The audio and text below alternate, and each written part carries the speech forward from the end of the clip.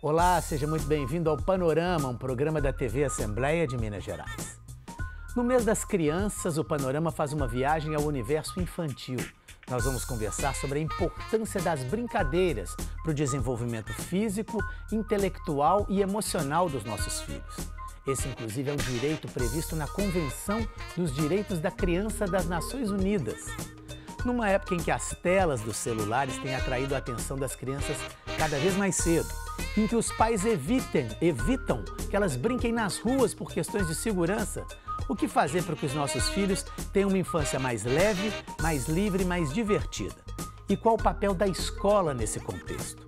A importância do brincar é o tema do Panorama que começa agora.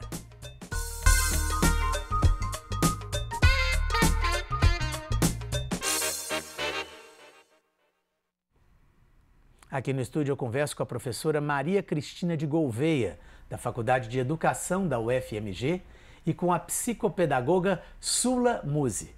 Sula, muito obrigado pela presença. Maria Cristina, muito obrigado pela presença. Obrigada. Eu queria começar conversando com vocês sobre o seguinte, que o brincar é uma atividade muito importante para as crianças, parece que ser um consenso entre os especialistas, educadores e tudo.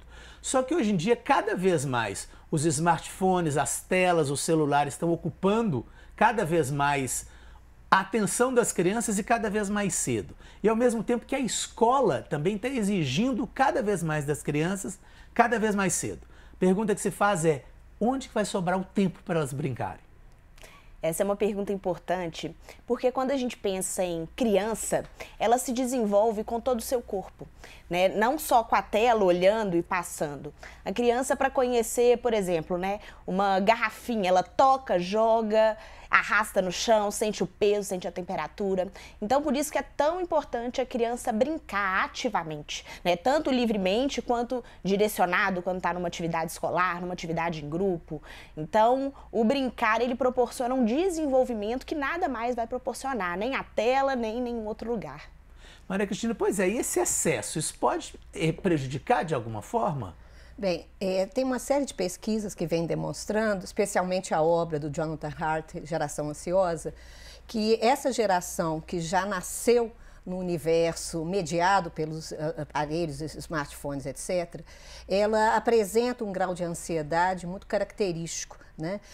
Já está comprovado que os smartphones, eles produzem um efeito de dopamina, que é viciante, né? Então, isso tem um efeito específico nas crianças, um efeito mais intensivo ainda nas crianças. E é muito interessante que nunca se quebrou tão pouco pernas e braços na história recente. Isso pode parecer um dado positivo, mas não é.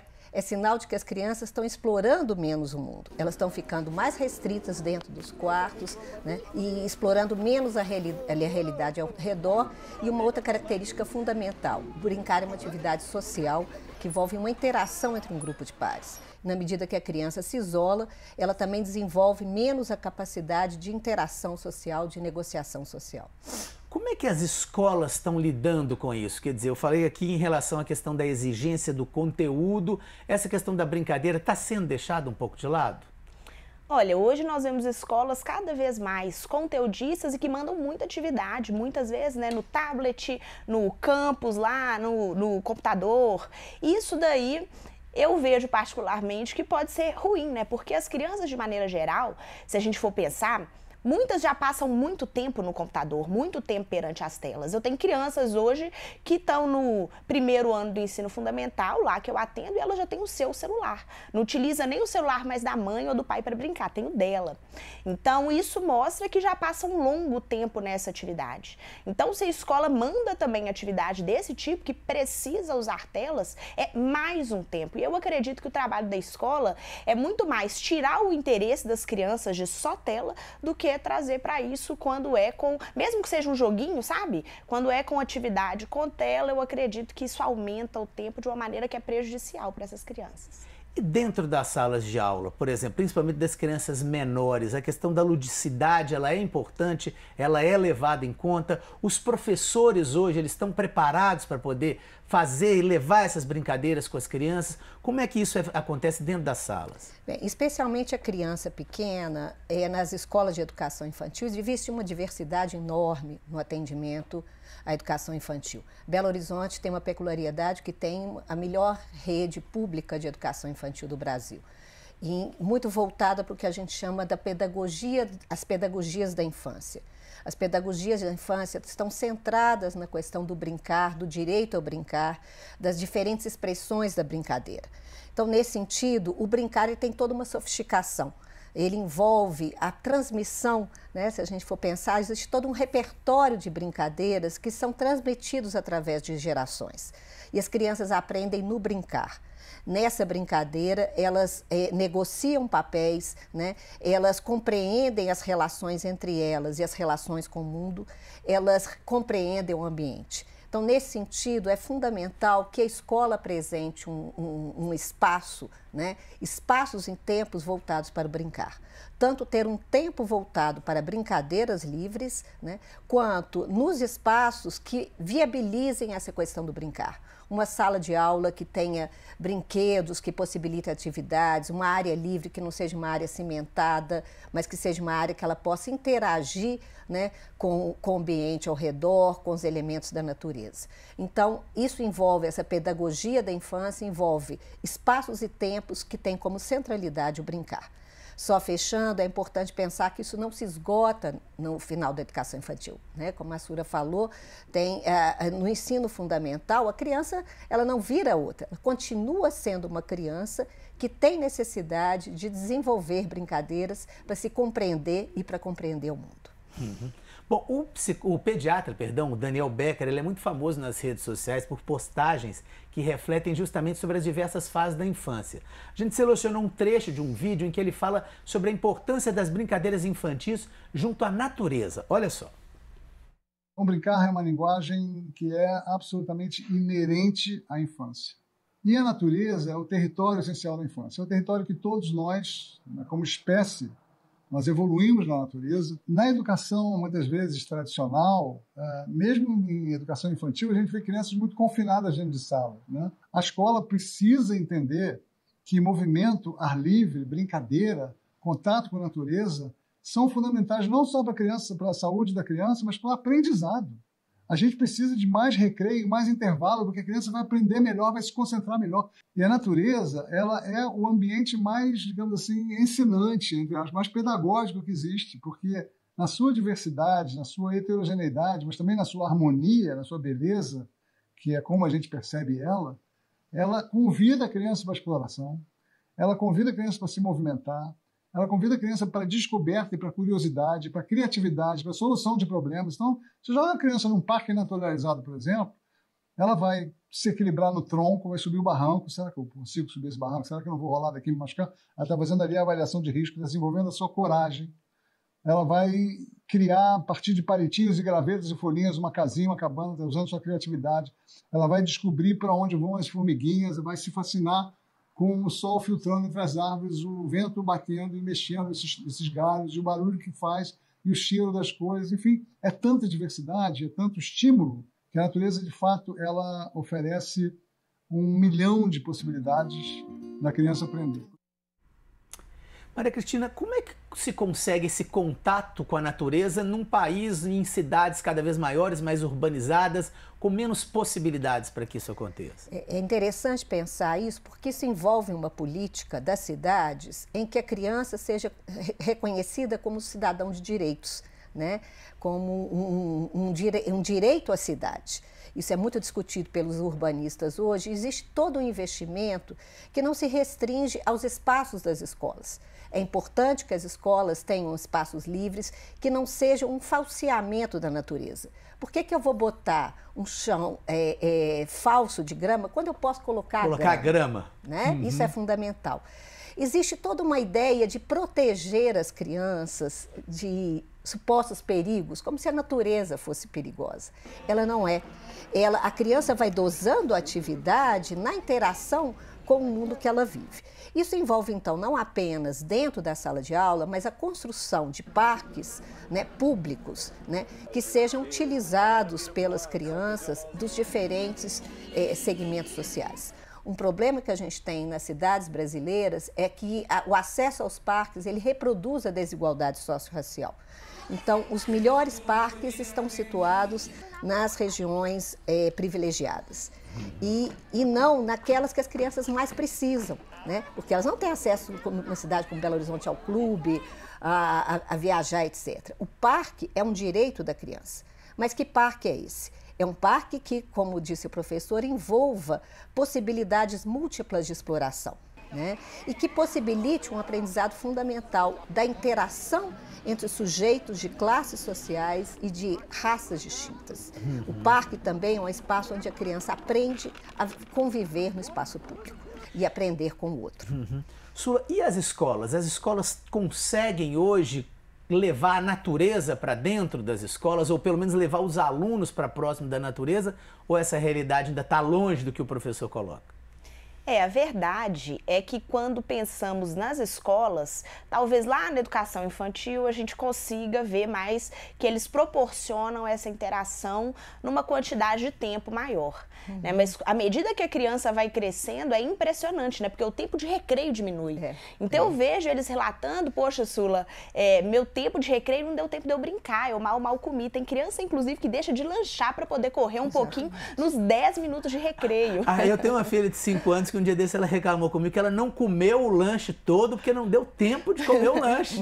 A prioridade é o brincar, é o trabalho deles, né? Então, poxa, eu percebo que, de maneira geral, na educação, claro que existem as escolas que são exceção nesse quesito, mas se a gente pega, de maneira geral, as escolas, pelo menos aqui em Belo Horizonte, não proporcionam muito isso para a criança, né? E eles passam muito tempo sentado lá com conteúdo e pouco tempo em interação. Perfeito. Maria Cristina, você citou a questão do livro da Geração Ansiosa, do Jonathan Haidt. Ele fala também um pouco da questão do brincar livre e do brincar sob supervisão. Eu queria que você explicasse isso pra gente, porque esse é um conceito que eu, como pai, tinha uma certa dúvida e acho que é interessante para as pessoas saberem. Eu acho que é preciso todo um cuidado no sentido de não transformar o brincar, né, numa atividade de aprendizado estrito sensu, em que ela é submetida à direção do adulto, né, que informa a brincadeira, que dirige a brincadeira, né? Esse tipo de brincadeira, ele passa por uma escolarização do brincar, que é uma atividade sociocultural. As crianças precisam brincar livremente. O recreio tem esse sentido. Ele não tem que ser um recreio dirigido.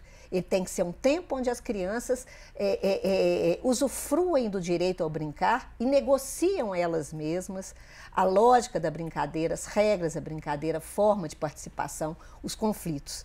Eu acho que tem uma tendência hoje muito grande a desconfiar da capacidade e autonomia das crianças.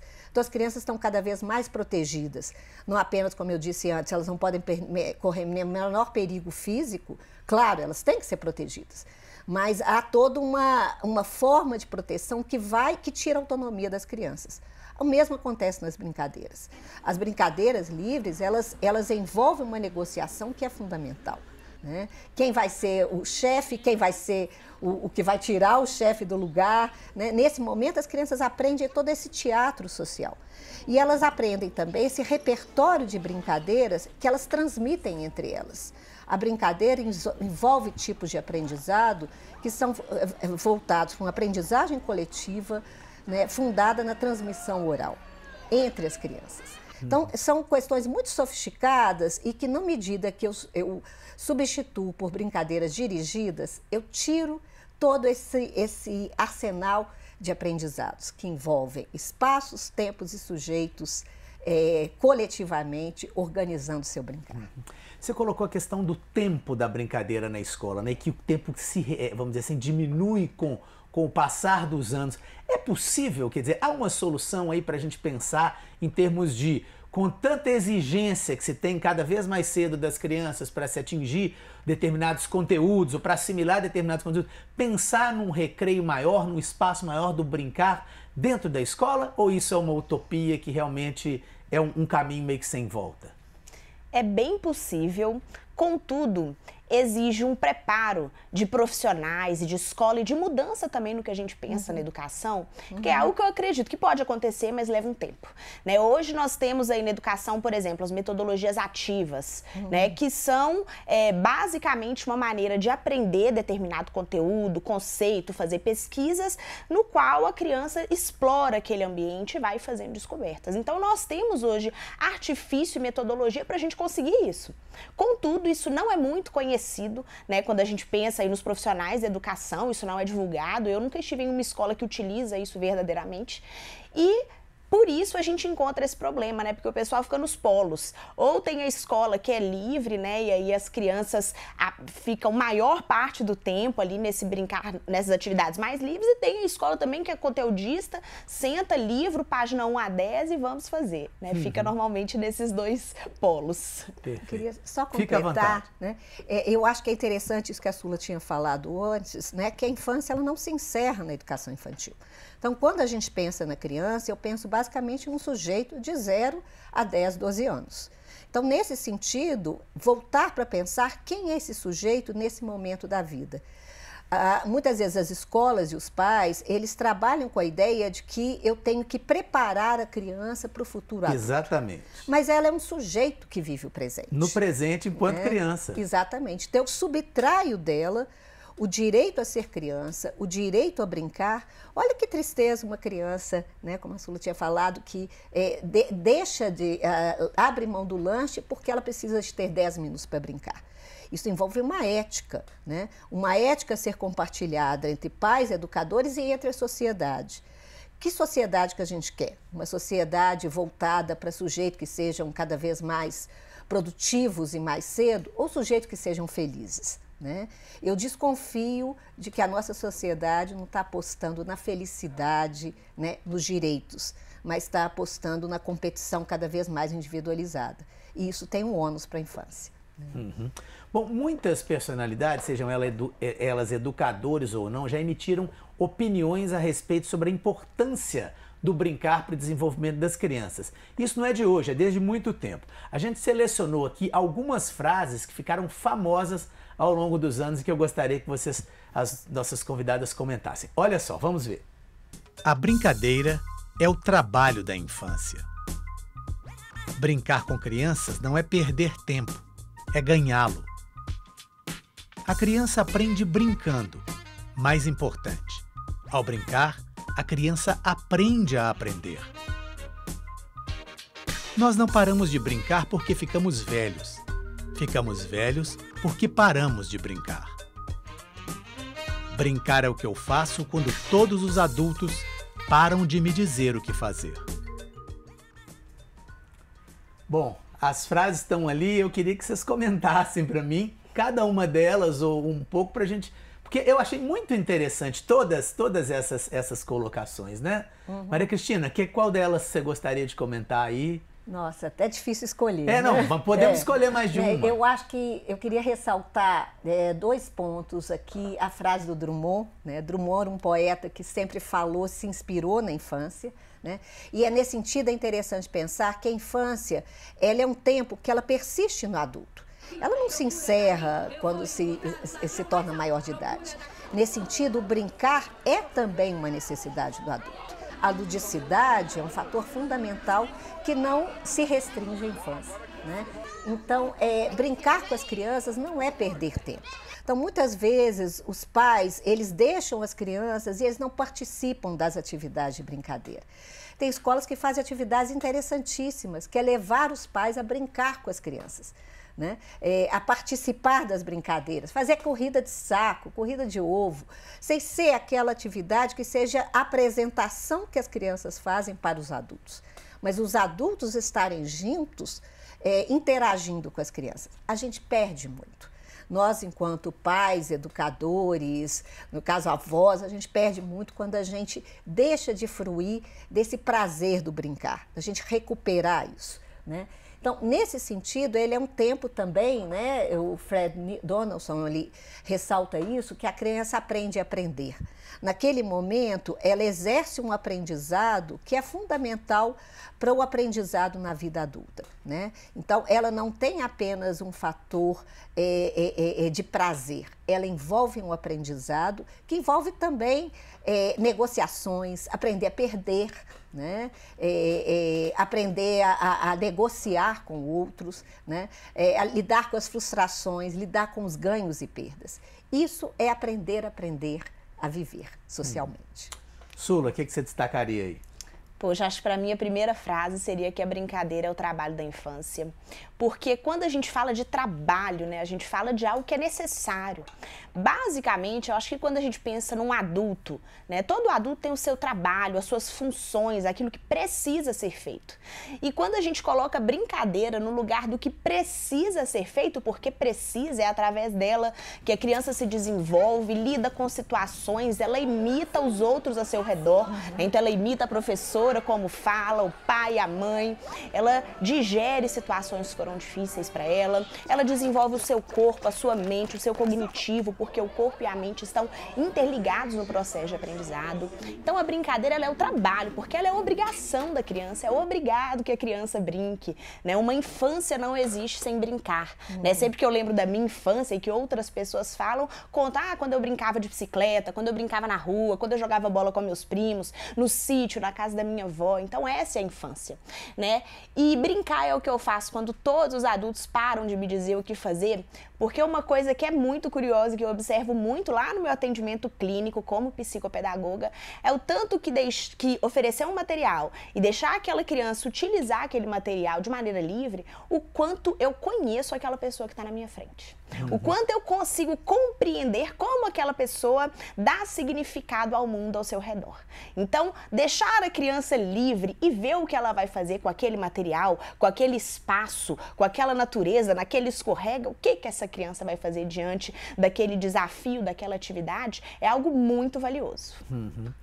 Bom, a gente está caminhando para o finalzinho do programa, mas eu preciso fazer a pergunta, não sei se é a mais importante, mas é a mais significativa. O que nós, pais, podemos e devemos fazer para que possamos dar aos nossos filhos uma infância mais produtiva, mais divertida, estar envolvido com as brincadeiras que eles propõem, que eles têm?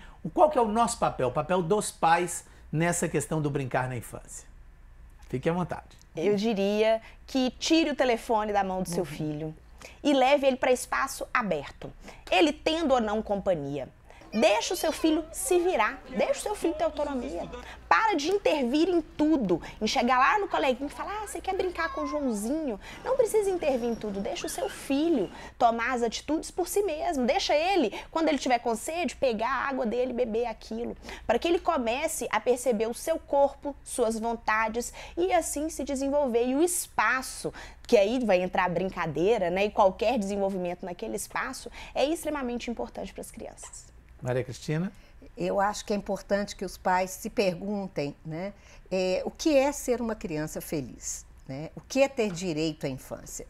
E se perguntem como é que eu vou possibilitar isso a esse sujeito a quem eu sou encarregado, né, de lidar e trazer ao mundo. Essa responsabilidade social que eu tenho enquanto pai e mãe, e é importantíssimo pensar isso não apenas a mãe, mas o pai tem um papel fundamental a ser assumido nesse caso, né? Como é que eu vou lidar com esse sujeito para transformá-lo num sujeito que seja feliz nesse momento da vida?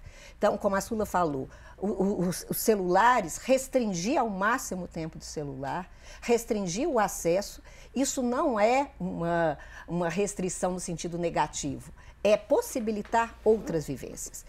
É ter tempos para estarmos juntos, brincando, jogando. A gente tem um repertório enorme de jogos que eu posso estar jogando com as crianças, extremamente criativos. A literatura infantil, né, em que a criança vai estar lendo esse repertório, é uma atividade extremamente lúdica com a criança. Então, nós temos todo um repertório do que a gente chama da cultura infantil que está presente e que cabe a nós, educadores, pais, mães, avós e avós, trazer e apresentar esse mundo à criança, né? Como diz a Sula, deixa que ela faça autonomamente, mas vamos fazer parte disso. Não vamos pensar na criança com aquele futuro adulto que eu quero que seja médico, engenheiro, etc, etc, etc. Deixa que ela viva esse momento da infância, né? E isso vai ser a base social para que ela se construa posteriormente. Infância que, como eu disse, não acaba aos 5, 6 anos de idade e que vai permanecer, como disse o Drummond, para o resto da vida. Muito obrigado, Maria Cristina, pela sua entrevista. Muito obrigado, Sula. O Panorama de hoje termina aqui. Se você quiser rever essa nossa conversa, basta ir ao portal da Assembleia. Os principais trechos estão lá no nosso podcast. E eu queria dedicar esse programa aos meus filhinhos, Nina, de 5 aninhos, e Francisco, de 2 anos. Muito obrigado pela sua audiência e até o nosso próximo programa.